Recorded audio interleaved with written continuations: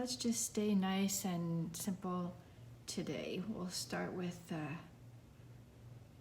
our normal flower center, remembering to pay attention to our lines and our start and our stop points, making sure that we're staying very focused and mindful of the lines and shapes on the paper. And let's see, I'm actually going to do another layer of the petals, just one right over the next one. So go was kind of like behind it, just a little bit bigger. And remember to turn our paper, keep our shapes looking better, and keep our wrist in good shape so we don't hurt our wrist doing all the funky, weird movements if you're trying to make the shapes without turning your paper. Let's see. Let's go ahead and just let's just do our chubby triangles around from just the top of each of these petals we have here. So just bringing it around, paying attention to our lines. And if you're not sure what I mean, just we have a start and a stop point. So when you put your pen down, you start, then you'll draw the line, and then you stop. And just having those very definite points, stop and start and stop points in our head really helps keep this exercise very mindful. And so we're just, really focusing on actually the action that we're taking, the mark that we're making on the page, the actual start, draw, and stop point just, really helps keep us focused in on the task. Let's see, let's do a little floating shape here. So in between our two chubby triangles, I want to just make a little V shape that follows the line of the shapes, the chubby triangles, and then we'll connect that with a curved line. So just in between each one, just kind of follow that line and then connect them with a little semicircle or curved line on top.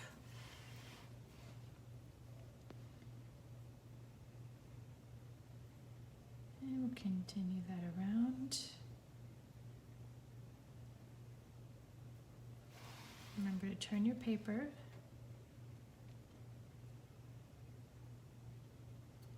Think about your start and stop points.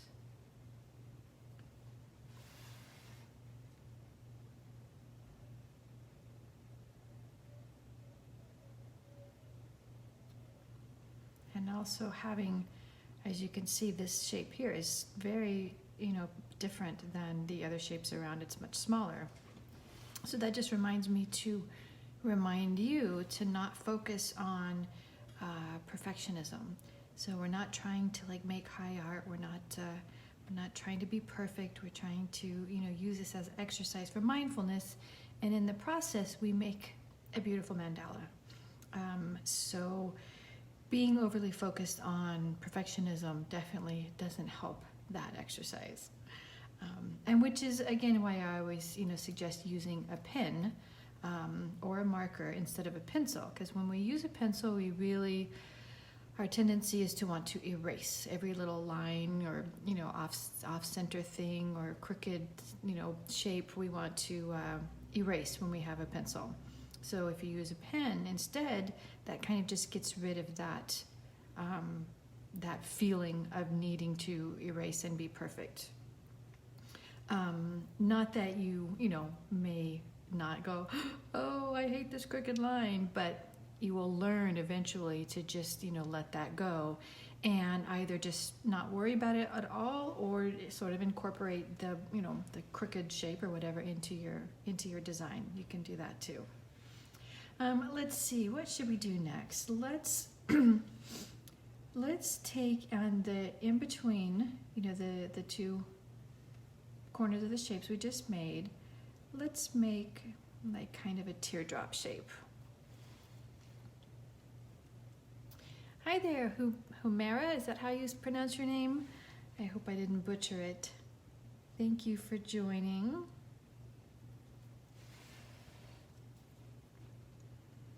And so we'll make these kind of teardrop shapes all the way around, remembering to turn our paper. Which really begins to be more important to turn our paper as we get to the outer portions of the mandala, just because it's it's further apart, and you start to make really weird hand gestures if you're trying to do it without turning your paper, and that gets really difficult. Or you're kind of trying to squeeze it in and make a shape that's in a natural position of your hand, and that will actually make the shape usually even more wonky than it would have been otherwise. All right, let's see, what can we do next? Let's go ahead, and I want to make a shape. I'm going to make like a half circle around the top of the little teardrop here. And I think on that, let's see, let's make, I was going to try to make like a fan-like shape, but that might be kind of difficult. So why don't we just bring that up to the top? So we're kind of making like another teardrop shape here, just kind of cut out in the middle where this, hey Madeline, thanks for joining. Just kind of cut out where this teardrop goes. So, but to begin with, we'll just make that half circle over the teardrop that we have there. And then start on one side. And if you want to make kind of a guide, you can just kind of follow this up and make like a dot in the center. And that makes it easier for your hand to kind of go to the right place. So your eye has somewhere to guide your hand to. So you can do that if you'd like, or you can just eyeball it. Like I said, we're not trying to be perfect here, so if it comes out looking wonky, that's just okay.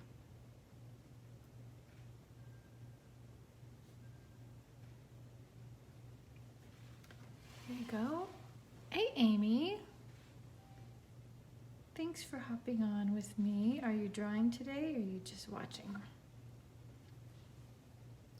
All right, so we will continue these shapes around.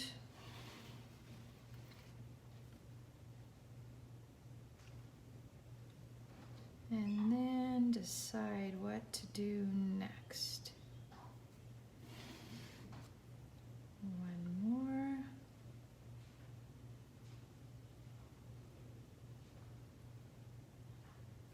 There we go. Let's see. How about if let's start. I'm going to go ahead and just put a little dot in between the two shapes that we just made. And then I'm going to just kind of make a shape going up. Just like kind of a little spirally, open spiral swirl. And you can do the same thing on this side. It's a little bit of a heart shape. And you can actually emphasize that heart shape if you want. You can kind of make some more little kind of vines come off of there if you want. That's kind of what I was thinking of when I did it. with sort of like vines.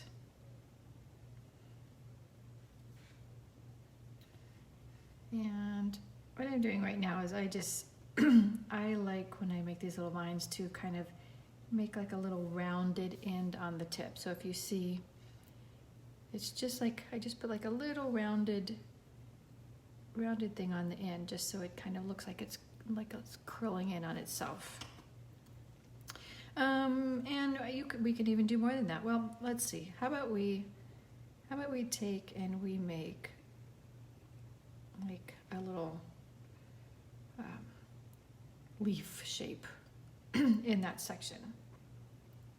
I think that looks good. And you can add, many more, little vines if you want. You can, do them all different, kind of make it more asymmetric if you want. And filling these in will take a little bit of time. These kind of, designs tend to take more time than simple, triangle shapes or something. So we'll just go ahead and, just kind of fill those in. Just make sure that you are remembering your start and stop points. And I'm just going to kind of wing these and make them sort of asymmetric. So yeah, let's put our leaf shape in the middle. Put another. There we go. And so then each one can be kind of individual. I like that, doing that in mandalas too. It's not everything in a mandala has to be perfectly symmetrical. Especially when you start to get these kind of more organic shapes. You can really mix it up and have things much different.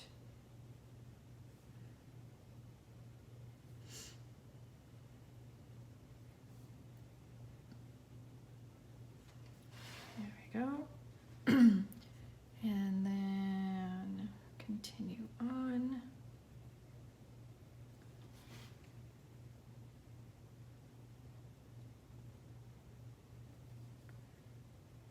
Draw my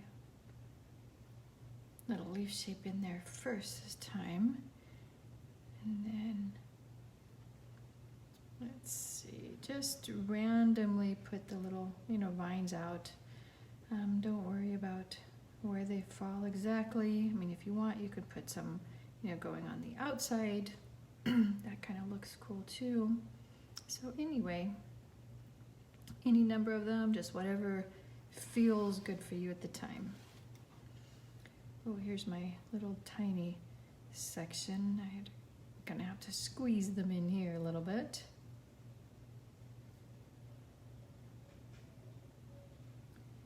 And when you have stuff like this where you have to kind of squeeze things in, just adapt. Like I'll just put less, vines on this one going around so that it doesn't feel as squeezy. And then last one.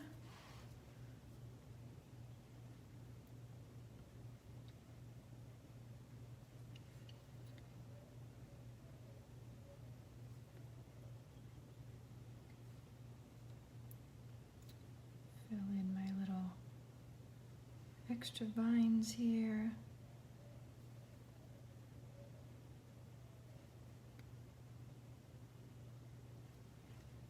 There we go. So that looks kind of cool. I'm feeling that it feels to me a little loosey-goosey in here. If you've watched my videos before, you know that I like mandalas that are very grounded and you just have a weightiness to them. And this to me is feeling a little just sort of open and fly away. It needs something in it to ground it. So I think I'm going to actually do something to join these sort of floating areas. And maybe in that, okay, I'm going to take from the points of the two teardrops here, and I'm going to just make like an inverted triangle shape there. So you're just doing, you can make a little point if you want for a guide. you're just doing kind of a convex shape, or like just a little curved line that's going upward towards the center of that. Hopefully that will make sense. When you start to get a lot more shapes like this going in and filling in, sometimes it can get confusing because you're like, wait, where am I supposed to put that line? So just, just do whatever feels right for you. If yours comes out a little bit different, or you want to make lines that are more straight or more rounded, that's fine. I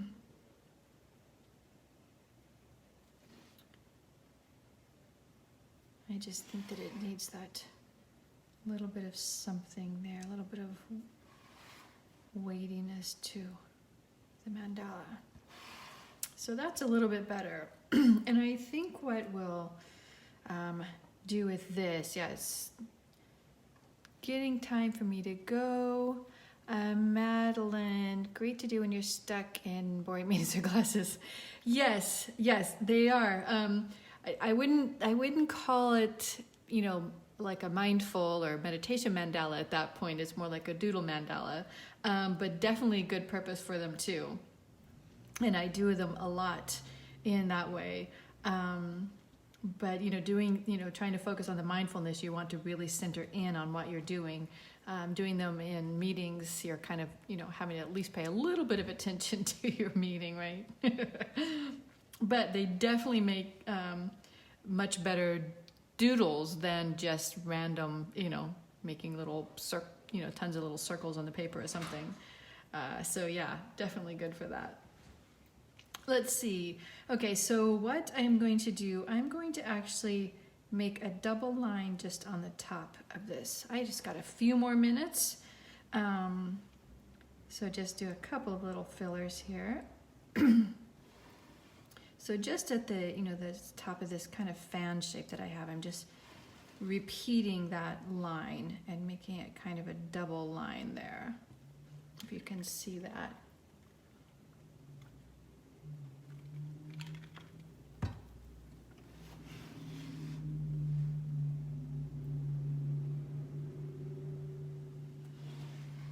I was out and about this weekend, and it was so hot. I was outside so long, I actually kind of was getting dehydrated, and my lips got really chapped, and I haven't been able to rehydrate enough to get them back to normal, and it is not pleasant. Getting used to summer again, the perils of hot weather. Okay, let's see. Let's do,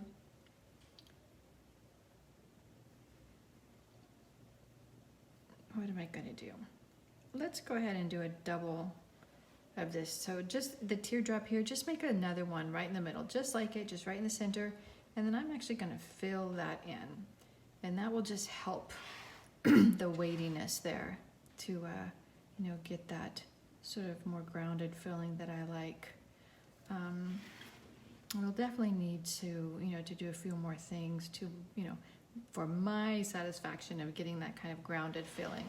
But that's starting to go there. Let's see. I probably would maybe do the same in here, in these shapes. And so just varying these, densities and line shapes and everything in some of these shapes really helps in the kind of more grounded, weighty feeling of the mandala for me. And I'm only doing a few of the shapes just for like speedy sake. Hey Phil, thanks for joining in. I am just about ready to log off. I got about 1 minute I need to jump off. So if anybody's making a mandala, even if you're watching on replay, drop a picture of it in the comments. I would love to see. And share this video, please. I would love to reach as many people as possible to be able to learn to do these meditation mandalas, or even just to watch me draw them. That's also very relaxing to do that, is to watch drawing videos. And other than that, yeah, I think that we're about done. There's lots of filling in left to do, but you can use your imagination, fill the rest in, or you can look at some of my other past videos and get ideas. And I just thought about this, kind of looks like a mushroom top, so I wanted to just kind of do something to emphasize that a little bit.